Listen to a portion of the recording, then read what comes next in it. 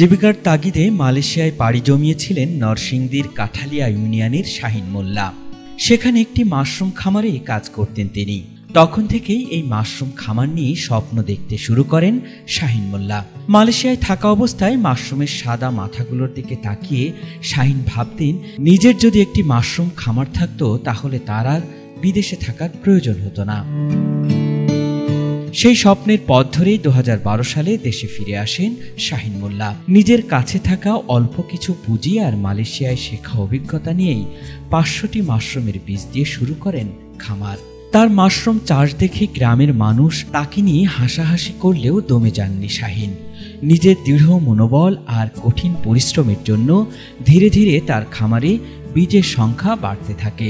500টি বীজ নিয়ে শুরু করা শাহিনের খামারে আজ বীজের সংখ্যা 60,000 ছাড়িয়েছে। এই খামার থেকে মাশরুম বিক্রি করে শাহিন মোল্লা প্রতি মাসে আয় করছেন প্রায় 2 লাখ টাকা। আমার এইখানে মাশরুম ইনশাল্লাহ আল্লাহর রহমতে যে আমরা ওয়েস্টার মাশরুমের 4-5টা জাত করি। তারপরে আমরা আরেকটা করতেছি এখন কান মাশরুম, ওই যে 20টা দেখাইলাম কান মাশরুম, এই কান মাশরুমটাও আমরা করতেছি এইবারগা। তা ইনশাল্লাহ সামনে আমরা ওই যে পিছন দিয়ে আরেকটা প্রকল্প নিছি, এটা হলো বাটন মাশরুমের জন্য।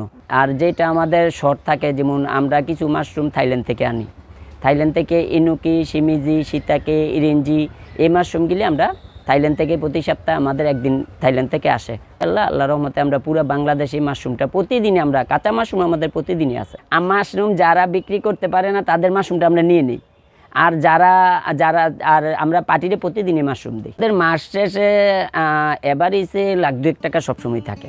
শাহিন শুধু নিজের সাফল্যই থেমে থাকেননি, তার খামারে কাজ করে অনেকের ভাগ্যের চাকা সচল হয়েছে। তার কাছ থেকে প্রশিক্ষণ নিয়ে এলাকার বহু তরুণও এখন নিজের খামার গড়ে তুলেছেন।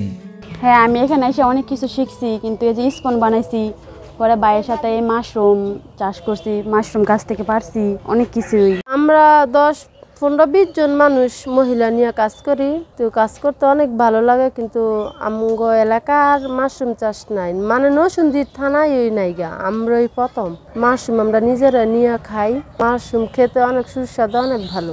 মাশরুম সেন্টার সবাই কাজ করে, সবাই মনে করেন দেখাশোনা করে, মাশরুম ফারে দেখে। প্রথম মনে করছি আমরা ব্যাংকের ছাতা, এখন দেখতেছি এটা অনেক দামি জিনিস, এটা করিয়া সবাই খায়, সবাই নেয়। গ্রামের মানুষ শাহিনের মাশরুম চাষ দেখে এখন আর হাসে না। শাহিনের এই মাশরুম চাষ দেখে তারা এখন আরো বেশি অনুপ্রাণিত হয়। আগে মাশরুম চিনতাম না, জানতাম না। শাহিন ভাইয়ের মাধ্যমে আমরা মাশরুম চিনতে পেরেছি, জানতে পেরেছি। এটা আমাদের এলাকার গর্ব। শাহিন ভাইয়ের মাধ্যমে অনেক শ্রমিক কাজ পেয়েছে। শাহিন ভাই মাশরুম চাষ করে, মাশরুম খুবই ভালো। আমরা মুসলমান, মাশরুম খাওয়া আমাদের জন্য হালাল, আমরা মাশরুম খাই। আর খুবই গর্বের সাথে বলি যে এখানে আইসা অনেক মানুষ মাশরুম নেয়। এদিকে নরসিংদীতে মাশরুম চাষে আগ্রহীদের প্রশিক্ষণ দিতে বিভিন্ন উদ্যোগ নেয়ার কথা জানিয়েছেন কৃষি বিভাগের কর্মকর্তা মোহাম্মদ আব্দুল হাই। তাদেরকে আমাদের একটা মাশরুম উন্নয়ন প্রকল্প আছে, এখানে তারা কেউ আগ্রহী চাষি আমাদেরকে প্রকল্প বলে যে তুমি 2-3 জন পাঠাও, তখন আমরা তাদেরকে পাঠাই। তাদেরকে 10 দিন ট্রেনিং দেয়, হাতে কলমের ট্রেনিং দেয়। তাদেরকে যত ধরনের মানে কাজ করতে গিয়ে যত ধরনের প্রযুক্তিগত সহযোগিতা এগুলো আমরা দিয়ে থাকি। আর কি মাশরুম কোথায় বিক্রি করবে সেজন্য আমরা বলেছি। একসময় নিজের ভাগ্যের চাকা ঘোরাতে বিদেশে পাড়ি জমানো শাহিন মোল্লা এখন একজন সফল উদ্যোক্তা। নরসিংদীর কাঠালিয়া ইউনিয়নের মানুষের কাছে যেন তিনি এক জীবন্ত অনুপ্রেরণা। আল ইমরান, ATN বাংলা।